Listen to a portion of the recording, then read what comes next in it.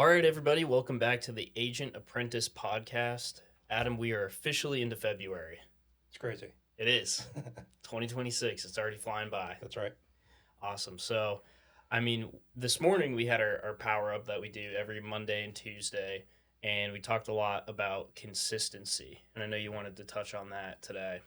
Well, I find that just like in exercise or in life, we have huge expectations of a year or huge expectations of us, and we set these goals to say, all right, I'm going to do this, and I'm going to, accomplish all of these things towards the end of the year, and then we sprint. Yeah. We sprint out of the gate, and February is the time when we're tired. Like you can't sprint the entire year.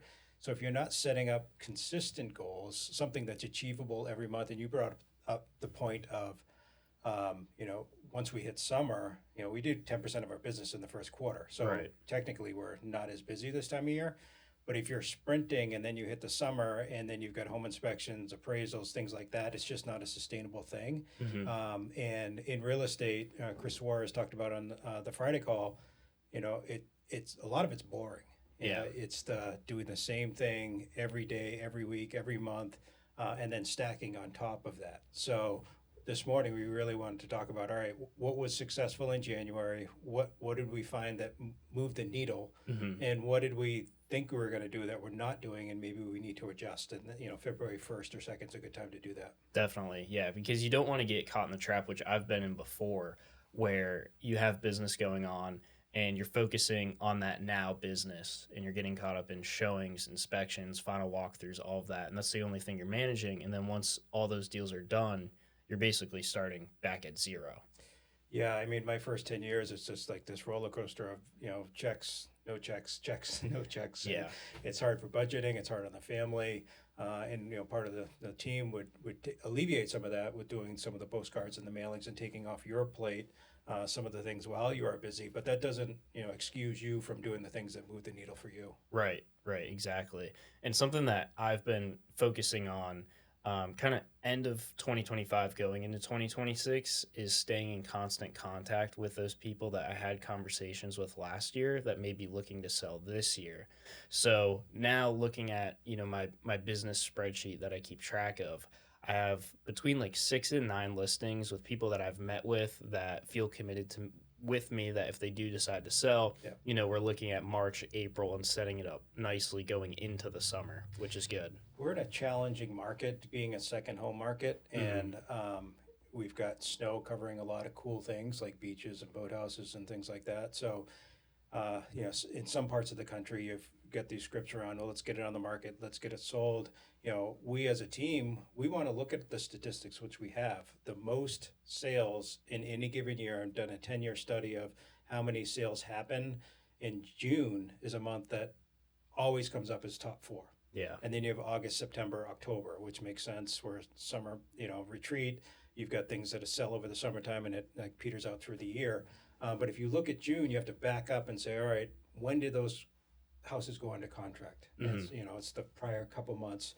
So when did those sellers put it on the market? Maybe 3 months before, maybe 2 months before. So when you're really focusing on how do I maximize getting my home sold for us, and how we talk with our clients, that June timeframe is a very important timeframe to close in.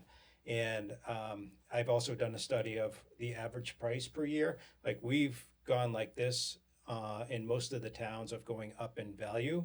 But it's funny because June always has that high watermark for the year. Yeah. We usually start here and end here, but June sometimes is higher than the December mark. So this time of year, this is when you need to get your people ready. So staying in contact with them. All right, is there some touch-up paint that we can do? We've talked about our strategy of showing the house and starting all of those projects with first impressions. Bring them through the house as far as you can without them seeing some deferred maintenance, because once they see deferred maintenance, their mind switches and says, all right, what else needs to be done? Right. But if you can carry them in, so that's why we work with sellers on, this is the route we're going to take, this is the strategy, we're going to bring them right to the view first, then we're going to go to the kitchen, then we're going to go to the living room. I think a lot of sellers I've seen in the past where they just start in the basement. There's a lot of work to be done in the basement, so go down the basement. But by the time they get things boxed up and cleaned up, they've lost steam. Mm. and they've probably not focusing on the most important area, which is that path of the showing. So Yeah. talking to us early in the process helps, like prioritize what you need to do in getting ready to maximize your June sale. And that doesn't mean list in June, because June technically is a slower month up here. It's a frustrating month for sellers because you have the grass is green, that the lawn looks the best it's going to look all year. Yep. But June, from a showing standpoint, is a little slower because you've got graduations, you've got kids getting out of school. There's just a lot happening on the weekends. Yeah. So it's good to get you ready, house ready, start strategizing now, figure out how much snow we have, when it's going to melt, and then kind of plan out so you can plan that June closing. Exactly. Yeah. So if you want to maximize your sale, it's not thinking of, okay, we're going to move this year and we would like to be moved sometime this summer. Now that it's May, let's call the Dow group. Yeah. It's, we want to have a game plan in place to make sure that everything is covered. And that's something that, I've learned joining this team, is that a lot of the time, I talked about these 6 to 9 sellers that I'm going to be working with here. Is I'm not going to wait until April or May to start saying, like, hey, let's initiate the conversation. We're having conversations now. I'm going to meet with them now just to get eyes on it and talk about things that you're saying, like the deferred maintenance, how we're going to show it, all of that. Even though it's not going to be right away, like, let's spend the time up front so that way this is seamless as possible. Well, seamless and easier. Like, right. If you just take little chunks versus, all right, it's May, I tell sellers, you're going to touch everything in the house once. You're moving, right? Everything has to come out. So you might as well use that touch to maybe put it in 3 boxes, storage, staging, and throw away, right? Yeah. Or however you want to prioritize. But if just don't clam it all into all the closets or throw it all in the basement, because it's just going to make more work for you. So the sooner you start, the better strategy you have. You can maximize your dollar and make a little bit less stress for yourself. Yeah. Now, with buyers, where do they come into play with this? Do you think, if I want to buy something this year, let me wait until we start seeing more listings? Should I be more active now? Should I start getting approved now? So yeah, absolutely. On the listing or on the buyer side, you want to talk with your mortgage person as soon as possible. There's the 30-year, but there's also all kinds of different programs. Like if you have a house to sell, if you want to do a HELOC, all of these different things, they're a part of the process and a part of the strategy. Mm-hmm. So you can never start that too early. And then I talk with buyers about, we have 2 jobs. One is to find them a house. Everybody knows that. But 2 is to educate them on the market so that when the right house hits, they know how much to offer, how much to go to, all of those sorts of things. It's just like in staging, you don't want to save it all for the end. You want to start getting the listing alerts. You want to start having the conversations and saying, all right, this just hit the market. It looks a little high for the neighborhood. And you can say, well, actually, that has a better view than those in the neighborhood. Or why is this so low? Well, actually, there's a transfer station down the road. Yeah. Like, starting to get to know the different values so that when the right one hits, you're like, oh, that's a great price. That checks most of my boxes. Let me put an offer in, and you can feel comfortable, rather than the hemming and hawing that comes with every transaction, the second guessing, things like that. The more confident you are in value and the better you are at educating your buyers. And the better they are secured in their financing, they can come in with the pre-approval. You can even get better pre-approvals with your mortgage company to say, all right, we've done everything. We've done all the due diligence. This is basically, like cash, or, there's different programs out there to make a stronger mortgage to offer. So the quicker or the sooner you start looking at the properties now. And you do see some properties. Like we just had a property hit that had some really good traction because it was a good price, and people should buy it. Yeah. Definitely. I mean, it goes all back to just being prepared. Same thing with sellers, where if you want to move this year, you're not going to start the process come May. You want to get prepared ahead of time. Same thing with a buyer. If you're planning on buying this year, have the conversations now with a lender, start getting educated on the market, talk with a trusted realtor. So that way, if something does come up that checks those boxes, it's not, all right, let me try and get approved real quick. Let me make sure everything is in the right place for me to be able to do this, because if you take that approach, you're probably going to miss out on the house. And you said it, it's the trusted advisor. When you walk into a clothing store, someone says, can I help you? And you say, no, I'm just looking. When you want to buy a shirt, right? Yeah. So you just have to have confidence that the person that you're working with has your best interest in mind. They're going to get you ready for sale. They're not going to pressure you to buy quicker so they can get a check quicker. That's why we talk about what's best for the client.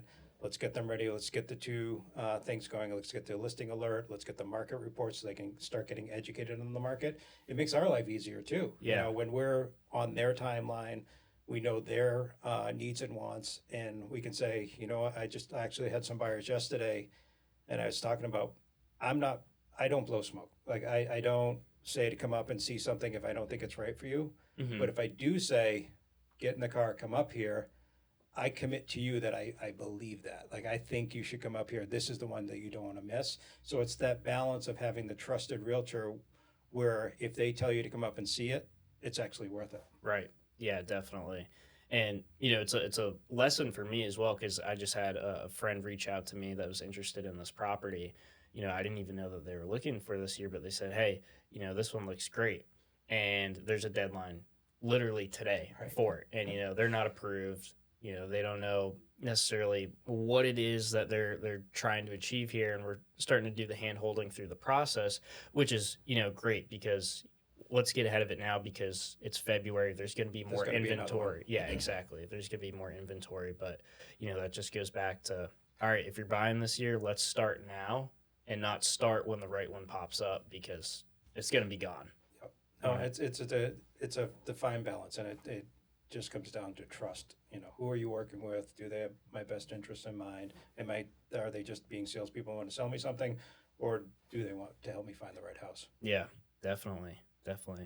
So what else is going on for February here? What can we expect? Well, this is the Agent Apprentice, so I'm supposed to be asking you stuff. Yeah. Right? So we talked a lot this morning about moving the needle. So tell me about your January. Like, what were the things that you did consistently that's moving the needle for you for 2026, your breakthrough year? Yeah, I think the big thing is like not waiting to reach out. Like, if I know their timeline is further out, is staying in constant contact now, because with where I'm at right now, I don't think I've had another year in real estate where I can look at more than 5 people and say, okay, they're going to be listing. I've already met with them. They're committed to me, and just building that book of business, looking 2-3 months out and putting in the effort now to go out to the house. It's not going to be a check right away. It's not going to be business right away, but building that trust, building that rapport to set up for things further down the line, and just continuing to make calls, have conversations to make that book of business bigger. Again, even though it's not right now, it is going to be in the future. So where I come in with the apprentice mindset, the best place to do that is in Brevity in your CRM. Yep. Like, have the conversation, make notes on the conversation. Even, oh, I'm sorry, your dog was in the vet. How is that going? Like, making it more personal. And my memory's gone. 2,500 houses, my memory's gone. Like, yeah. I have to make the notes in order to have a better conversation, and it helps me care for people more. Like, definitely. I want to remember it, I'm just not capable of it. Yeah. So you throw it in the CRM. This is what we talked about. This is what I'm going to follow up on in 2 weeks or 3 weeks or whatever it is. So you're young in the business. This is your breakthrough year. If you get into that consistent habit of documenting, I made this call, but more importantly, what was on the call? What do I need to follow up on? Yeah, the big thing is taking notes, and being able to look back on. And that's something, I've used Brevity before in the past, but I wasn't the best note taker. And I've been talking with a seller for probably like 8 months now, and he's renovating this house and doing a little bit at a time. And whenever I go to make that next call and I look what we talked about next, I can say, hey, how's the renovation going in the kitchen? Did you get all the hardwood floors down? And it's not just a call like, hey, are you ready yet? It's like actually asking, where are you at in the process, knowing where they're at in the process. And it does make the conversation a lot better because they know that you're paying attention to what they're doing, what they're trying to achieve. It comes back to the trust that comes through caring. Yeah, absolutely. So, and then the other thing I would say that, trying to build off of is that, you're doing all of these videos now, we're getting leads coming in, is going through, and I did this at the end of last week, is like finding all the news that haven't been touched yet and just giving them a call and making sure, they're getting some touch point there. Some have phone numbers, some have emails, but just making sure that, we're getting in contact with them, because that could also be future business. Yeah, and it comes down to there's a lot that happens in the news for us, and we think that everyone's paying attention. Hmm. And interest rates, how's the market going? What are sales doing in other parts of the country? And we try to do on Mondays. Here's the national headline. What does this mean to New Hampshire? What does this mean to Wolfboro? And have that top of mind. But it's great that we do that because now you can call that seller and say, interest rates went into the fives for a second. There was some governmental, strategies to help that to happen. They were hoping it would go lower or stay, but actually they bumped back. And we had people I've talked to somebody that was going to refi and like, oh, great, the interest rates are coming down. And I said, you know what? They're pretty good right now. Not that I have a crystal ball, but we still have a supply problem. We still have, the economy's doing well. I don't expect this drop, certainly not into what we had during COVID. So Yeah. it's kind of like finding the right house too. The perfect interest rate you may not find. Like it might not go into the mid fives. Yeah. But the good thing about interest rates and mortgages, you can refi later. Right. Buy the house, rent the rate. But for us, it's giving the advice, not having the crystal ball, but at least we've done the research to say, all right, I know the trends. I've heard, the industry experts talk, and here's what I know. Yeah, definitely. And what's huge too is like the meetings that we have in the mornings, and taking that like bigger information and being able to call people about it and not necessarily be like, hey, do you want to buy or sell, but just like providing value. I think of the new boathouse law that got passed in New Hampshire. It was a little bit smaller of a pool that I knew of people that either had lake access or knew someone, but I called like 7 or 8 people and talked to them about it. And nobody had a clue that this was, even happening. Well, the boathouse law it was passed in the budget. Right. Like, you're not going to look in the budget to find, all right, what are the new boathouse laws? So it was just this kind of last minute thing, and no one that I knew it was coming. But I heard about it, and I said, there's people that I called a bunch of my past clients and friends and said, here's the new boathouse law. You might want to consider it because I'm not sure how long this particular law is going to last. Right, exactly. Everybody starts doing it, and they start putting up their boathouses, and then you see them all over the lake. People start to complain, and then they take it away. Yeah. So it's about taking advantage of that opportunity. But it did result in someone telling me, like, hey, if you do find land on Lake Winnipesaukee, let me know, which may or may not result in future business, but, it's something. We want to be perceived as, and when I'm, talking about luxury or real estate in general, is people want to deal with people that are impressive, and they want to deal with people that are competent.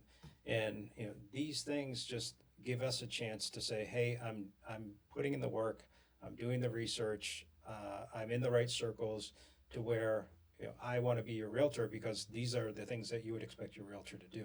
Right. The barrier to entry for getting into real estate is pretty low. Yeah, it's not very hard. No, and there's some salesmen out there. I mean, there's not everybody's. Some realtors have a bad name, but we want to be the team that's referred because of our character. I mean, you've heard me say it over again. I've got the no white lie policy. Like, I'm not smart enough to keep track of lies. So, and it makes me cringe if I hear somebody not telling the truth. So even when it hurts us in our paycheck or it delays a paycheck, we always want to give the right advice. And if I find somebody on the team's not doing that, then they won't be on the team very long because we're going to be doing this for a while. Yeah. And if you do it the right way with the client's best interest, at the forefront of your mind, even if we're not making that dollar on that deal, we're going to make many more dollars and many more deals. Yeah, exactly. I mean, I'm always under the impression, and I know you're under the same mindset, is that, if I take a little bit of hit on something now, it's going to pay off down the line. I'm not looking for necessarily short-term gain. This is a career. We want to be in it for a long time. We want to help as many people as we can. So, if I got to be flexible on something now, and it makes the deal go through and everybody's happy, I'm going to be happy because it ended up going through, and, that experience that they had, they're more likely to recommend you, and it's going to go on further down the line.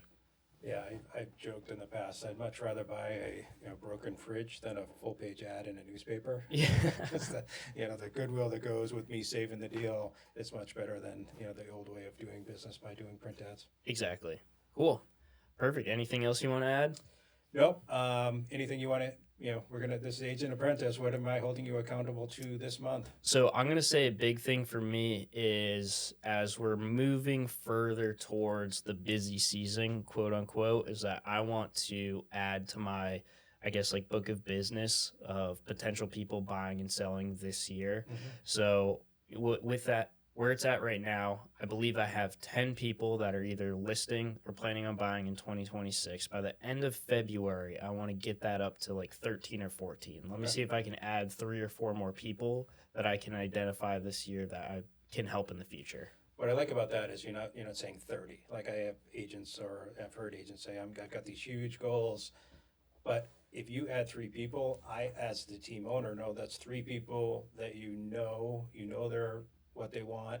You've made relationship with them, so it's a realistic number, and it's a number that you can do a great job with. Yeah, definitely. And 3 people, like that's a good amount of transactions. If you have 3 closings in a month down the line, that's a solid month. Yeah. So it doesn't have to be some huge number. I want it to be realistic, and people that I can point to and say, they are probably, it's never a guarantee, but they are looking to either buy or sell this year. Sounds good. Perfect. Well, everybody, thanks for listening. We will be putting out another YouTube video next week, so make sure you subscribe to the Dow Group YouTube channel. And other than that, Adam, thanks for joining me. All right. We'll see you.